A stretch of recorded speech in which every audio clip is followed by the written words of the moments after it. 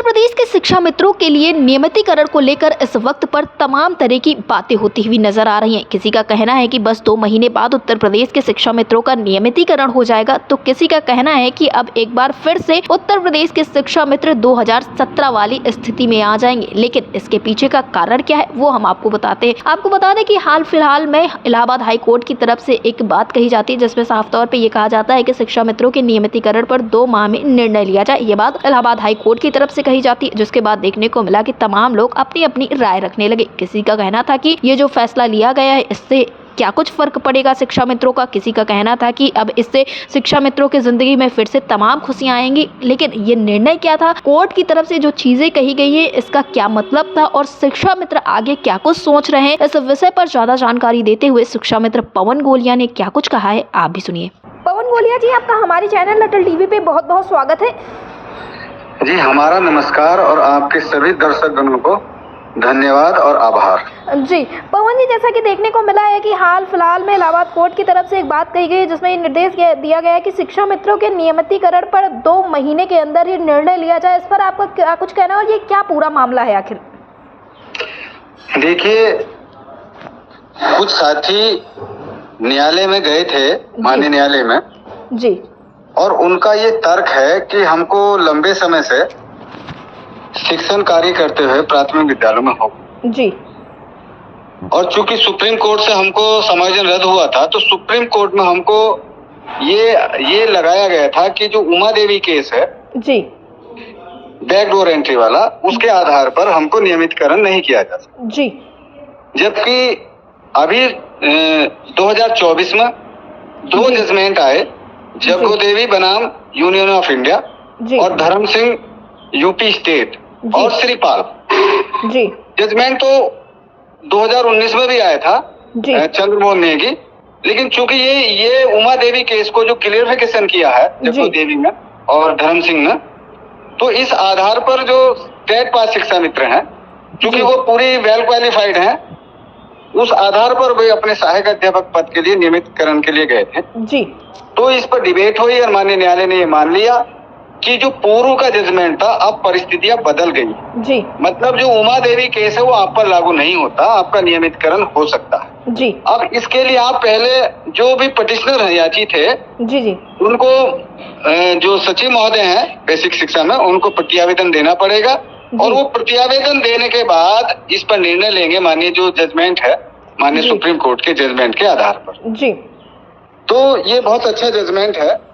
मतलब एक इशू है कि भाई आप जो वेल क्वालिफाइड लोग हैं और 20 से 25 साल से सेवा दे रहे हैं जी, मोर देन 15 ईयर्स, तो लगभग सभी हो गए, तो उनका हक बनता है कि आपके पास सीट भी है, रिक्त सीट भी है जी, आपके पास योग्य शिक्षक भी हैं, शिक्षा मित्र जी, और सुप्रीम कोर्ट के जजमेंट जी।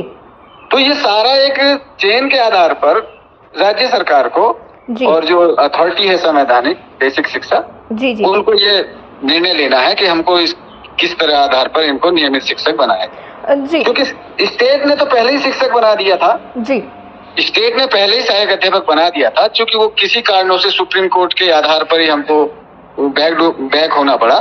लेकिन सुप्रीम कोर्ट ही ये कह रहा कि भाई इनको पुनः अवसर दिया जाए सहायक अध्यापक का जी, और हाई कोर्ट ये कह रही है कि इनको नियमितकरण किया जा सकता है। ये रूल है, अब नया परिवर्तन हो चुका है माननीय न्यायालय द्वारा जी जी।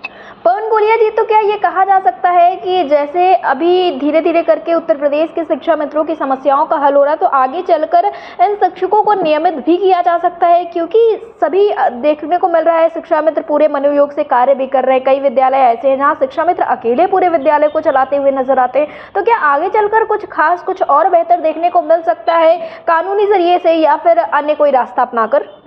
नहीं, हमको स्टेट ने तो सहायक अध्यापक बनाया ही था। हमको हमारी योग्यता के आधार पर, हमारे परिश्रम के आधार पर, हमारी मेहनत के आधार पर, और जब हम लंबे समय से अल्पमानदेय में काम किया तो हमारी जो क्वालिटी देखकर, हमारे मैनर्स, हमारे एजुकेशन को देखकर स्टेट ने हमको सहायक अध्यापक बनाया जी। अब बहुत सारे कारण रहे हैं कि सुप्रीम कोर्ट ने बहुत सारे एविडेंस नहीं हमारे देखे, लेकिन चूंकि माननीय न्यायालय का जजमेंट था, हमको बैक होना पड़ा जी। तो माननीय न्यायालय उन्हीं जजमेंट को स्वतः ही रिजेक्ट कर रहे हैं जो आरोप हम पे लगाए थे। जैसे हम पर आरोप लगाया था बैकडोर एंट्री का, जी, अब हमको वो उमा देवी केस का क्लियरिफिकेशन कर दिया जग्गू देवी ने, जी, जग्गू देवी केस में, तो वो स्पष्ट से वो हम पर ब्लेम हट चुका है। जी, फिर हम लोग जो लोग टेट पास नहीं थे वो टेट पास कर चुके हैं, जी, तो वो सारे ब्लेम जो हम पर लगे थे वो हट गए। तो अब तो हम स्वतः ही सहायक अध्यापक के पद पर हमको सरकार को नियुक्ति देनी चाहिए। जी, और सरकार बहुत अच्छी है, सरकार को ये बात मानना चाहिए, क्योंकि स्टेट ने ही हमको सहायक अध्यापक बनाया था। जी, सुप्रीम कोर्ट ने हमको रिवर्ट बैक किया, तो सुप्रीम कोर्ट ही और हाई कोर्ट ही अब ये कह रहा है कि भाई इनको अध्यापक बनाओ। जी, तो माननीय जो हमारी सरकार है, क्योंकि सरकार वेलफेयर स्टेट होती है और अपने कार्मिक के प्रति अच्छा सोचती है, जी, तो न्यायालय का ये डायरेक्शन भी है, तो हम अब सरकार से अपना प्रत्यावेदन देंगे जी, और अपील करेंगे कि हमारे हित में जो भी अच्छा से अच्छा निर्णय हो जी, वो सरकार ले और हमको नियमितकरण करें। और हमको सहायक अध्यापक तो हम पढ़ा ही रहे हैं, जी, बस हमारा वेतन देना आपको, ये है मामला। जी। पवन गोलिया जी, अटल टीवी से जुड़ने के लिए बहुत बहुत धन्यवाद। जी धन्यवाद आपका भी और हमारा सब लोगों को नमस्कार। जी।